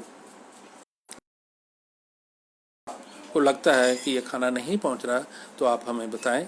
अभी मेरे साथ रंजीव कुमार गुडवाल जी वो भी मेरे साथ जुड़े हैं, मोहनलाल भटावा जी भी मेरे साथ हैं, जोगिंदर जी भी मेरे साथ जुड़े हुए हैं, रंजीत कुमार गुडवाल जी भी मेरे साथ जुड़े हुए हैं। मैंने खुद वीडियो देखे हैं नकोदर के अंदर, वीडियो जो उनसे मेरे पास आई थी, जो पुलिस के लोग हैं, अमरजीत हीर जी मेरे साथ जुड़े हुए हैं, जो वहाँ से मेरे साथ मेरे पास जो वीडियो आई थी, जो पुलिस के लोग हैं वो अपनी गाड़ियों के अंदर हर एक घर के अंदर खाना, आटा, दाल सब कुछ मुहैया करा रहे थे। जितना भी घर के अंदर ज़रूरत होती खाना बनाने के लिए सारे का सारा सामान वहाँ पर उपलब्ध करा रहे थे। हो सकता है कि कोई इस तरह का जगह हो जहाँ पर ना पहुँच रहा हो। अगर कोई इस तरह की बात है तो आप सोशल मीडिया के ऊपर उसको बताइएगा और इमीडिएटली आपके पास वो खाना पहुँचेगा। मैंने जहाँ तक भी एक वीडियो देखा था कि एक आदमी ने एक मैसेज दिया कि मेरे पास खाना नहीं पहुंचता। तो उसी वक्त जो पुलिस की गाड़ी है वहाँ पर पहुंची, जब मीडिया के पास वो गया तो उसने कहा भी तुम्हारे पास खाना नहीं पहुंचा, तुमने कैसे वीडियो दिया, चलो मुझे तुम अपना घर दिखाओ। तो मैंने खुद देखा वीडियो में उसका घर देखा गया। उसके घर के अंदर जो लोग थे वहाँ पर हर एक चीज़ वहाँ पर अवेलेबल थी, आटा भी अवेलेबल था, वहाँ से सामान लेते भी हैं, लेने के बाद फिर कहते हैं कि हमारे पास नहीं पहुँचा। तो ये मतलब सारी निराधार बातें हैं कि इस तरह की बातें नहीं हैं। इस वक्त जो भारत सरकार की तरफ से जितनी भी राज्य सरकारें उनकी तरफ से पूरी की पूरी कोशिश की जा रही है कि हर एक को खाना पहुँचे, हर एक को मतलब जितनी भी मदद हो सकती है वहाँ पर पहुँचनी चाहिए। यहाँ तक कि मुझे कल काशी रेडियो के थ्रू एक मैसेज मिला था, वो भी काशी रेडियो के थ्रू ही मुझे ज़्यादातर मैसेज मिलते हैं, कि वहाँ पर कुछ पंजाब के अंदर स्कूल वालों की फ़ीस मांगी जा रही है कि फ़ीस वगैरह दी जाए। ये भी बात गलत बात है। सरकार की तरफ से ऑलरेडी आदेश किए गए हैं कि कोई भी 3 महीने तक कोई भी किसी से फीस नहीं मांगेगा। और जो छुट्टियों की फीस है, जो लॉकडाउन की फीस है, उसको तो बिल्कुल ही नहीं कोई लेगा। अगर आपको फीस लेनी है तो आप जो ऑनलाइन आप उनको क्लासेस वगैरह दे रहे हैं, आप उसकी फ़ीस ले सकते हैं। पर अगर कोई वो फीस भी नहीं दे पा सकता, नहीं दे रहा है, तो आप उसका नाम डिसकंटिन्यू नहीं करेंगे। इस तरह के आदेश तो भारत सरकार की तरफ से, राज्य की सरकारों की तरफ से आ रहे हैं। मेन बात है कि लोगों तक इसके बारे में ज़्यादा पता नहीं लगता है, इसलिए बातें ये हो जाती हैं। तो जहाँ पर कुछ अच्छे काम होते हैं वहाँ पर त्रुटियाँ भी आती हैं, ये बिल्कुल मानने वाली बात है। तो हम इसके ऊपर बात करेंगे। पुलिस अपनी तरफ से पूरी की पूरी मदद कर रही है। मतलब जहाँ पर भी कोई मैसेज, क्योंकि उन्हीं के पास एक इस तरह का चारा होता है कि वो इमीडिएटली पहुँचती है, वहाँ पर पहुँचकर वो आपकी मदद करती है। पर उसके साथ साथ वो अपील भी करती है कि भाई आप बाहर आओ और बाहर आने के बाद हमारे साथ मदद करो। मैं आपको एक छोटा सा एक पुलिस की तरफ से जो मेरे पास वीडियो आया है वो मैं दिखाता हूँ। वीडियो का मेरे ख्याल में शायद इंटरनेट की प्रॉब्लम आ गई है, इसलिए शायद ये वीडियो नहीं चल पा रहा है। तो मैं 1 मिनट मुझे दो, मैं इसके बारे में ज़रा देखता हूँ।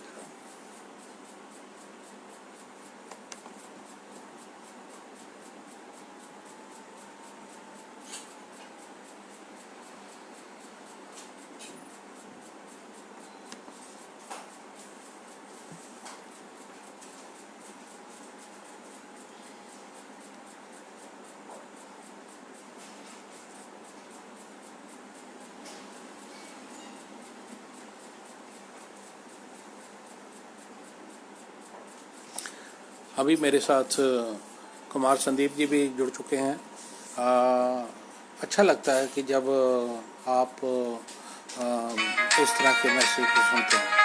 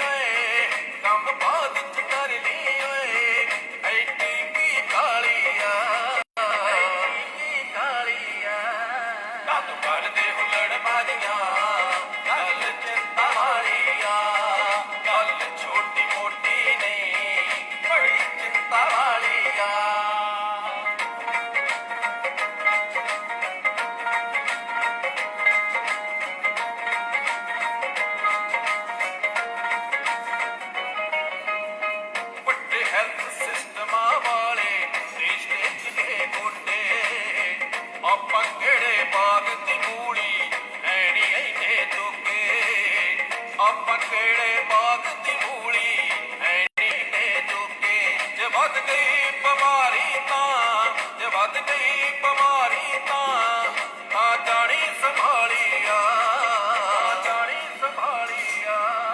हथ कर दे हुलड़ बाजिया गल चिंता मारिया गल छोटी मोटी नहीं बड़ी चिंता मारिया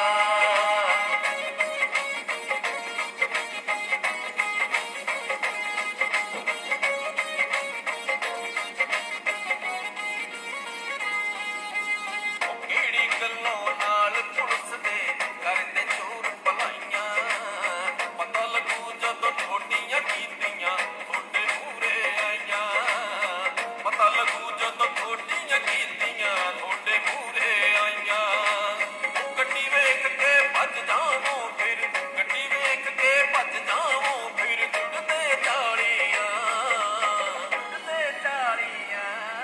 दादू करदे हुलड़ बाजिया गल चिंता वालिया गल छोटी मोटी नहीं बड़ी चिंता वालिया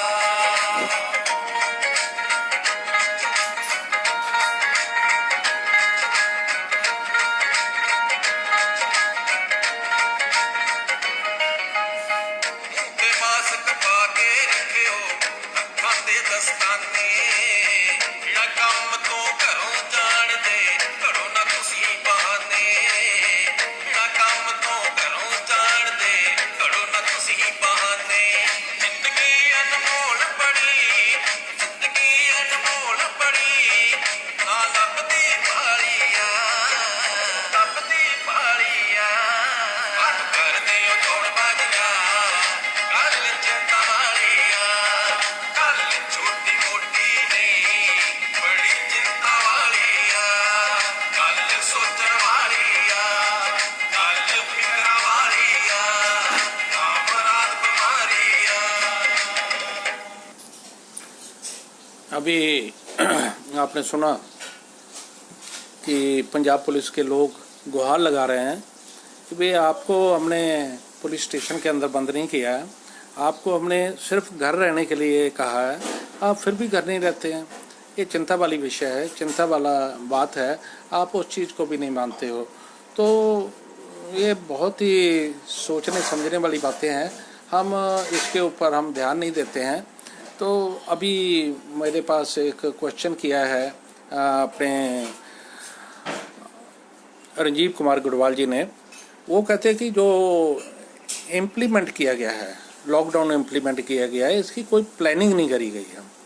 तो मैं गुडवाल जी को सिर्फ इतना ही बताना चाहता हूँ कि ये जो कोरोना नामक बीमारी है, आप अगर यूएसए को देखें या इटली के अंदर देखें, जिन्होंने एक पूरी प्लानिंग करी हुई है, यूएसए चाइना से जब ये बात चली है उसके बाद इटली ने पूरी प्लानिंग करी है, यूके ने पूरी प्लानिंग करी है, स्पेन ने, फ्रांस ने, यूएसए ने, जो कि बहुत ही माने हुए देश हैं हमारे सामने। आप उनकी कल्पना अपने आंखों के सामने लगा के करें कि जब उनकी जितनी प्लानिंग थी सारी फेल हो गई हैं, पर हमने जितनी भी प्लानिंग करी है, क्योंकि ये कोई नई चीज़ आई थी, कोई इसके बारे में कुछ इस तरह का नहीं पता था कि इस तरह का इसका प्रकोप हो सकता है, पर इसकी प्लानिंग सिर्फ एक ही होती है, वो प्लानिंग होती है घर के अंदर रहना। इसमें कोई प्लानिंग की ज़रूरत नहीं है। कौन प्लानिंग करेगा? प्लानिंग हमें करनी है, हमारे परिवारों ने खुद करनी है कि हमने अपने परिवार को कैसे बचाना है। सरकार क्या होती है? सरकार कोई अलग से कोई चीज़ नहीं है, कोई नज़र नहीं आती कि ये सरकार है। सरकार जो बनती है हमारे से बनती है। मैं भी एक सरकार हूँ, आप भी एक सरकार हो। जब हम सब इकट्ठे हो जाते हैं तो एक वो सरकार बन जाती है। उस सरकार के ऊपर जो डायरेक्शन दी जाती है वो कुछ हमारे मोहतबर लोग होते हैं जिनको हम कहते हैं कि ये हमने सरकार के अंदर भेजे हैं, ये हमारी बात को रिप्रेजेंट करेंगे। अगर आप वो कहते हैं कि आप घर के अंदर रहो, आप उनकी बात नहीं मानते, तो सिर्फ इतनी बात है। इसमें क्या प्लानिंग की ज़रूरत है, क्या प्लानिंग करनी, मुझे ये समझ नहीं आई है। तो प्लानिंग कौन सी है? कोई घर के अंदर रहने के लिए प्लानिंग नहीं होती, सिर्फ आपको घर के अंदर रहना है। ये बिल्कुल ठीक है कि खाने की प्रॉब्लम हो सकती है, पर कोई ऐसा भी घर नहीं है कि जिसके पास खाना नहीं होता है। हफ्ते 10 दिन का खाना हर एक के पास, हर एक घर के अंदर होता है। ठीक है, कुछ इस तरह के लोग हैं जो मज़दूर होते हैं, जो मज़दूरों को खाना टाइम पर नहीं पहुंच पाता है, उनके लिए जितना भी संस्थाएं हैं, जितनी भी धार्मिक संस्थाएं हैं, उन्होंने हर तरीके से कोशिश करी है कि उनको खाना जो उनसा घर घर तक पहुंचाया जाए, और उन्होंने सरकार के साथ ये मिलकर ये कदम उठाए हैं। अब मैं सिर्फ राधा स्वामी सत्संग की बात लेता हूँ। राधा स्वामी ब्यास है, उसके हर 20-25 गांव के नज़दीक कोई ना कोई डेरा है। वो सारे डेरे जो उनसे हैं, सारे संगत के लिए खोल दिए गए हैं कि जितने भी गरीब आदमी हैं, जिनको भी हमें लिस्ट दो, आपको कितना खाना चाहिए, वो खाना वहाँ से लेके नहीं जा सकते।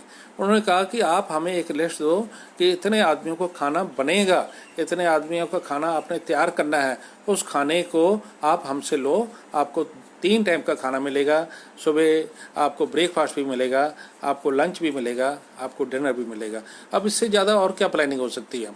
अब बात आती है कि वो नुमाइंदे आदमी जिन्होंने आगे लिस्ट पहुँचानी है, लिस्ट आके देनी है कि हमें इतने आदमियों को खाना चाहिए, खाना प्रोवाइड कर सकते हैं। इस तरीके से लुधियाना के मेरे पास एक खबर आई थी लुधियाना के अंदर 5 लाख आदमियों का करीब खाना तैयार किया जाता है, पर कहते हैं कि वो खाना मतलब इतना वेस्ट हो रहा है, कोई उसको लेने वाला,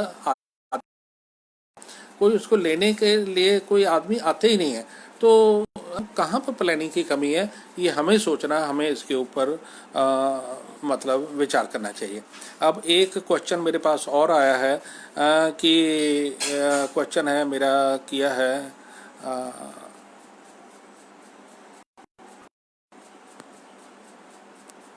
अब मेरे साथ इंदु बालाजी भी, मेरे अशोक भाटिया, हरचंद जी मेरे साथ जुड़ गए हैं, गोडवाल जी तो मेरे साथ जुड़े हुए हैं, जीडी किरण, वेदांत वो भी मेरे साथ जुड़े हुए हैं, तो कुमार संदीप जी हैं। मेरे पास एक मैसेज आया था किट के बारे में कि किट नहीं है, प्रॉपर किट नहीं हो रही है। ये बिल्कुल एक चिंता की बात है कि किट जोन से किट की कमी है। हर तरीके से कोशिश की है कि किट जोन से मुहैया कराई जा सके, पर इमीडिएटली इतने किट्स की ज़रूरत पड़ेगी, ये कभी किसी ने अपने स्वप्न के अंदर भी नहीं सोचा था। इस वक्त काफ़ी जोन से हैं, किट्स जोन से हैं अवेलेबल हो चुकी हैं, और उसके ऊपर पूरा का पूरा ध्यान दिया जा रहा है। यहाँ ये किट था, what is the position of medical goods and test kits, PP kits, ventilator, mask to medical staff and medicine. ये इसके ऊपर पूरा का पूरा ऑलरेडी इंतजाम हो चुका है। करीब जितने हमारे पास पेशेंट नहीं है, उससे ज़्यादा हमारे पास वेंटिलेटर हैं। जो आज की जो पोजीशन है, आज की जो पोजीशन इस वक्त है, जितने इंडिया पेशेंट नहीं है, उससे ज़्यादा वेंटिलेटर्स हमारे पास अवेलेबल हैं। हम नहीं चाहते, सरकार नहीं चाहती, क्योंकि हम और आप सारे सरकार हैं, सरकार नहीं चाहती कि कोई भी कमी आए, कोई इस तरह की पोजीशन आ जाए जिसके ऊपर कि हमें इतने आदमियों का इतने सामना करना पड़े। तो मास्क भी अवेलेबल है। मास्क ठीक है, मास्क जो सा अगर आपके पास नहीं है तो आप रुमाल का मास्क बना सकते हैं। हर एक चीज़ अवेलेबल इतनी नहीं होती, इतनी क्वांटिटी में नहीं होती कि भाई हर एक को मास्क वगैरह प्रोवाइड किया जा सके, पर कोशिश होती है गवर्नमेंट की तरफ से कि कोशिश करती है कि उनको मास्क भी प्रोवाइड किया जा सके। ज़्यादा नहीं तो मेडिकल स्टाफ जो सा है, जो पुलिस वाले सके, और गवर्नमेंट अपनी तरफ से पूरी कोशिश कर रही है कि उनको मास्क प्रोवाइड किया जा सके। तो अगर कहीं पर कोई कमी आती है किसी चीज़ की, तो आप जब शेयर करेंगे, जब आप उसके ऊपर बात करेंगे, तो हम कोशिश करेंगे कि उसको सरकार तक उसको हम पहुंचाएं और उसके ऊपर हम बात वगैरह करें। तो मैंने एक question, there is no time is given to people to lock down only 4 hour टू 8 hour, only 4 hour 8 to 12 o'clock। ये मैं क्वेश्चन समझ नहीं पाया है इसके बारे में। तो कि क्या कहना चाहते हैं, देखो टाइम नहीं होता। टाइम तो जब किसी को कोरोना का शिकार होता है तो 1 सेकंड लगता है, 1 मिनट लगता है। आप 4-4 घंटे 5-5 घंटे की आपको छूट दी जा सके। मैं तो ये कहता हूँ कि 1 मिनट की भी छूट नहीं होनी चाहिए। इनको बिल्कुल टोटली मतलब घरों के अंदर, घर के बाहर, दरवाजे से बाहर नहीं निकलना चाहिए। अगर उसको निकलना है तो इमरजेंसी में ही निकलना चाहिए, बिल्कुल छूट नहीं होनी चाहिए। क्योंकि एक आदमी ही जो सा है करीब 100 से ज़्यादा आदमियों को कोरोना वगैरह दे सकता है। 1 सेकंड लगता है कोरोना एक जगह से दूसरी जगह ट्रांसमिट होने के लिए, उसमें कोई समय नहीं है। सब आप तो कह रहे हैं कि 4 घंटे की, 8 घंटे की इतनी छूट होनी चाहिए। मैं कहता हूँ कि 1 घंटे की भी छूट जो सरकार की तरफ से दी जाती है तो बहुत ज़्यादा है। अभी पंजाब के अंदर भी जो सुनने में आया था कि वहाँ पर भी काफ़ी रियायतें वगैरह दे दी गई हैं, काफ़ी कर्फ्यू वगैरह वहाँ पर हटने की कगार पे है। दिल्ली में तो ऑलरेडी रियायत वगैरह हो चुकी है। पर हम बात, जैसे हम पंजाब से हैं, अब पंजाब में कोई इतनी ज़्यादा मुश्किल वाली बात नहीं है। बिल्कुल पंजाब इस वक्त सेफ साइड के अंदर चल रहा है। हमें बात करनी है इस वक्त मध्य प्रदेश के बारे में, हमें बात करनी है इस वक्त महाराष्ट्र के बारे में, बात करनी है हमें भोपाल के बारे में, बात करनी है राजस्थान के बारे में, बात करनी है केरला के बारे में कि वहाँ पर क्या किया जाए। क्योंकि मैं पंजाब को बिलोंग करता हूँ, इसलिए मुझे पंजाब से ज़्यादा लगाव है। मुझे पंजाब से लगाव नहीं, मुझे इंसानियत से लगाव, मुझे हर एक से लगाव है। चाहे वो यूके के अंदर रहता हो, चाहे यूएसए के अंदर रहता हो, चाहे कहीं भी रहता हो, मुझे हर एक आदमी से लगाव है। और हम नहीं चाहते कि भी किसी को भी कोई प्रॉब्लम हो। इंदौर के अंदर, मध्य प्रदेश के अंदर काफ़ी प्रॉब्लम चल रही है। अहमदाबाद, गुजरात के अंदर बहुत प्रॉब्लम चल रही है। केरला जो सी एक बहुत छोटा सा हमारा एक बिल्कुल किनारे के ऊपर स्टेट है, वहाँ पर बहुत प्रॉब्लम चल रही है। और धारावी की पोजीशन है, ज़्यादा चिंताजनक जो सी धारावी है। दिल्ली भी ठीक हो जाएगा, केरला भी ठीक हो जाएगा, पर धारावी मध्य प्रदेश, इसको कैसे